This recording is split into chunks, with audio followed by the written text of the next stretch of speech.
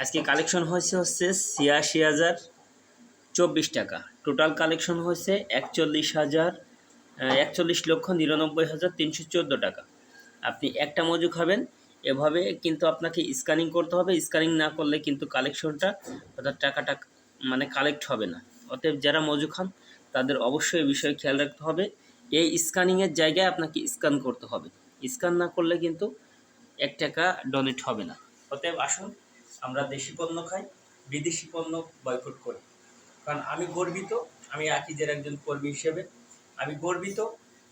আকিজ কোম্পানিতে আমি জব করি এবং আকিজ এত বড় একটা উদ্যোগ নিয়েছে এই কারণে।